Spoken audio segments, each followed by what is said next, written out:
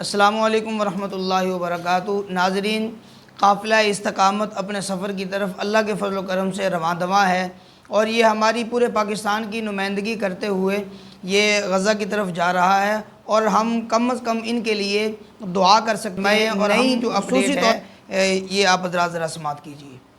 بسم اللہ الرحمن الرحیم۔ السلام علیکم ورحمۃ اللہ۔ 24 گھنٹے بعد آپ کو اپڈیٹ کر رہا ہوں۔ گزشتہ 24 گھنٹے ہمارا سفر مسلسل جاری ہے۔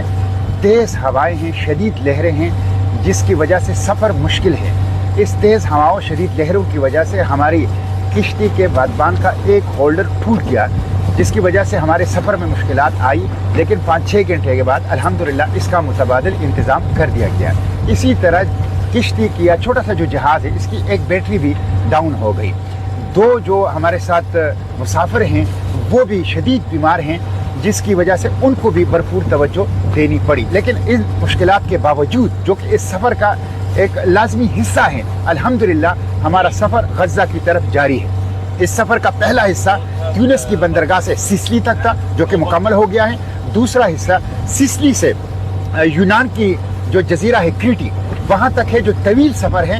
اس میں 24 گھنٹے گزر چکے ہیں، اور 40 گھنٹے مزید بغیر کسی وقفے کے ہمیں یہ سفر جاری رکھنا ہوگا ان پانیوں کے اندر۔ اور پھر کریٹی سے ہم سب وہاں جمع ہوں گے، فارمیشن بنیں گے، اور وہاں سے انٹرنیشنل پانیوں کے اندر داخل ہو کے سیدھا غزہ کے سامنے نکلیں گے۔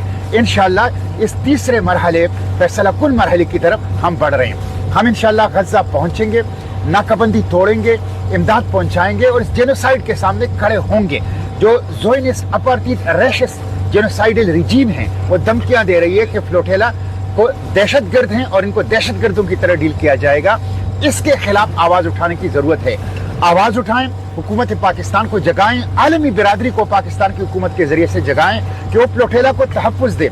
فلوٹیلا کو تحفظ دینا، پروٹیکشن دینا، جینوسائیڈ کو روکنا ہے۔ تو دعائیں بھی کریں دن رات کہ بغیر کسی حادثے کے، مشکل کے، نقص کے، فالٹ کے ہمارا یہ سفر وہ کریٹی تک اور پھر غزہ تک جاری رہے، اور اس کے ساتھ ساتھ ہم غزہ کی سرزمین مقاومت، سرزمین مزاحمت، سرزمین مقدس کے اوپر پاؤں رکھ سکیں، اور غزہ کے جو زخمی ہیں ان کے زخموں کے اوپر وہ مرہم جو ہیں وہ رکھ سکیں۔ تو یہی آپ سے درخواست ہے کہ دعاؤں میں بھی یاد رکھیں، بھرپور دعائیں کریں ہماری سفر کے لیے، اور اس کے ساتھ ساتھ آواز اٹھائیں، قدم بڑھائیں، حکومت پاکستان اور اس کے ذریعے عالمی برادری کے اوپر دباؤ بڑھائیں کہ وہ فلوٹیلا کو تحفظ دیں۔ انشاءاللہ کسی دھمکی سے مرغوب نہیں ہوں گے، اپنے مشن کے ساتھ کمیٹڈ ہیں۔ مشکلات، مسائل، تکالیف، خراب موسم، دھمکیوں، خطرات کے باوجود سفر جاری رہے گا۔ ہر گزرتے لمحے کے ساتھ ہم غزہ کے قریب ہوتے جا رہے ہیں، اور غزہ کی سرزمین کے اوپر انشاءاللہ پاؤں رکھیں گے۔ آپ سے دعاؤں کی اور آواز اٹھانے کی درخواست ہے۔ بہت شکریہ۔